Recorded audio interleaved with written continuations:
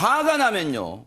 물건 집어 던지는 분들 혹시 계십니까? 임방글 변호사님. 네, 5개월 전입니다. 6월 초 어느 날, 그러니까 밤 한 9시 반쯤에 일어난 일인데요. 네. 한 남편이 작은 방에서 혼자 컴퓨터로 게임을 하고 있었습니다. 하다가 뭐 게임이 잘 안 됐나 봐요. 화가 나서 책상 위에 있는, 그러니까 마우스로 책상을 내리쳐서 이 책상 위에 유리를 부숩니다. 세상에. 자, 이후에 또 거실로 나와서 아내와 이제 다투게 되는데요. 남편이 이때 아내에게 이제 이런저런 욕설을 합니다. 그래서 아내가 남편이 너무 욕설을 하니까 무서워서 안방 화장실에 숨었는데요. 남편 또 그 아내를 쫓아가서 신체의 위해를 가할 듯한 태도로 아내를 위협했다고 합니다.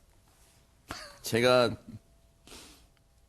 대신 해드릴게요. 왜냐하면 지금 우리 임방글 변호사님이 차마 입으로 이 남편이 한 욕설을 못 하시는 거예요. 제가 해드릴게요. 뭐라 그랬냐면 거실로 나와서 아내하고 가정 문제 다툼이 있다 그랬잖아요. 앞서 그 점 전에는 마우스로 내리쳐서 유리 깼다 그랬잖아요. 책상 유리. 그런데 나와서 뭐라 그랬냐? 이게 아내한테 할 말인 거 들어보세요. 나가라. 꺼지라. 함께 살기 싫다. 그러면 신체적 위해를 가할 듯 하니까 도망갔다는 거, 안방 화장실 숨었다는 거예요. 유인경 평론가님 참 기가 찹니다. 기가 차. 철없는 남편들은 수두룩하죠. 제 남편을 포함해서. 철없지만 폭력적이기까지 하면 이거 설상가상인데요. 방금 만약에 이게 남편이라고가 나와 있지 않으면 요새 유명한 거 중딩? 중학교 학생들도 이런 짓은 안 하죠. 컴퓨터 게임 하다가 뭐 게임 잘 안 되니까 치고 엄마 밥 먹으라 하면 싫어 싫어 하고 난리하는 건데 이 정신적으로 성장하고 성숙하지 못한 남성들 어찌해야 될지 참 걱정스럽고요. 그렇죠. 저는 가끔 그런 생각을 하거든요. 병아리 감별사도 자격증 따려면 그렇게 애를 쓰고 집 하나 구하는데도 정말 부동산 그 관리 보니까 엄청 면수를 하던데 왜 남편은 그냥 결혼하자 말 한마디로 되는 걸까? 아까 뭐 산후도우미 교육이 60시간 이수예요. 남편 교육 한 600시간 하고 해서야 좀 결혼했으면 하는 생각이 듭니다. 그런 생각도 들어요. 근데 네. 김복준 의원님, 물론 집안 내에서 일어나긴 했습니다만 정말로 많은 그 폭력성을 보이는 그런 행동을 막 남편이 순식간에 저질렀어요, 지금. 근데 요즘에 이런 사람이 있나요? 저는 그거 자체도 좀 사실 이해가 안 가고요. 그러니까요. 저도 사실 바둑을 좋아해서 짬나면 바둑 두다가 잘 안 되면 시시하고 욕설을 할 때 있어요. 근데 그거 시시 욕설하는 거 들으면 하루 종일 저 아내한테 핀잔 듣습니다. 나이값 못 한다고. 네. 그런데 이 사람은 가서 부술 정도가 된다고 그러면 네. 이거 아예 애초부터 집안에서 본인이 군림하는 사람일 가능성이 많고요. 네. 그다음에 아내한테 나가라 꺼지라 함께 살기 싫다 하면서 쫓아다녔고 오직하면 아내가 안방에 있는 화장실 속에 들어가서 숨어 있고 그랬겠어요. 네. 이 사람 제가 볼 때는 협박죄가 형성될 것 같은데 물론 뭐 협박죄 고소가 있어야지 이 뭐 반의사불벌죄니까요.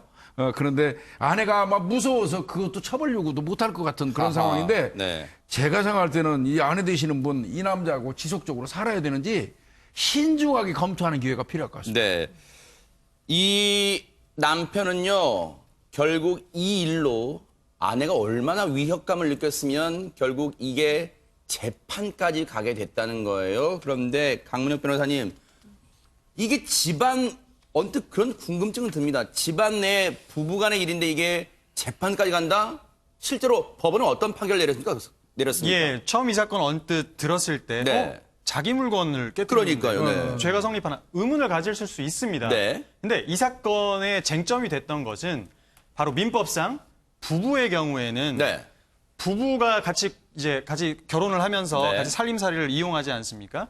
그 물건은 공유로 추정한다는 겁니다. 사실 부부가 같이 살면서 냉장고는 뭐 남편 거, 책상은 뭐 부인 거 이렇게 이름표 붙여놓지 않잖아요. 그러네요. 그렇기 때문에 일단 민법상 부부의 재산은 공유로 추정이 되기 때문에 네. 이 사건에서 남편은 자기 책상을 깨뜨렸다고 하지만 음흠. 부인과 공유하는 것으로 추정되는 겁니다. 네. 그 추정을 깨뜨리지 못하기 때문에 네. 증거가 없겠죠. 그렇기 때문에 결국은 부부 공유 재산을 이렇게 손괴한 것은 결국은 타인의 물건을 손괴한 경우와 같이 봐서 재물손괴죄가 성립을 했고요. 네. 그래서 결국은 벌금 50만 원을 네. 선고받았습니다. 사실 벌금의 액수가 사실 이 사건에서 중요한 것 같지는 않아요. 오죽하면 아내가 남편을 신고했겠어요. 그러다 보니까 이게 재판까지 가게 되는데 유인경 평론가님 제가 아는 분은 그랬대요.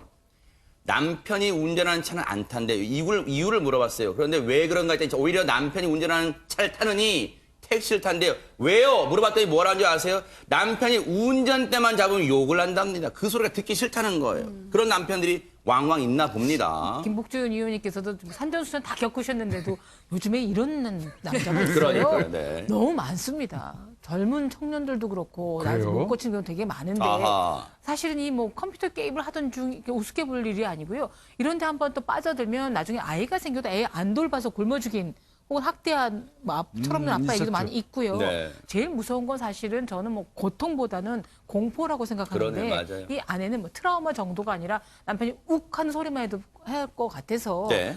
뭐 남의 가정에 뭐 배나라 감단을 할 수 없겠지만 좀 전문가들의 상담도 받아보시고 네. 신중한 결정을 내리시길 바랍니다. 그러니까요. 근데 이게 왜 저는 재물손괴로 정리가 됐는지 모르겠어요. 이런 경우는 가정폭력으로 신고해가지고 처벌하면 상당히 크거든요. 아, 죄가 중할 수 있군요, 더. 네.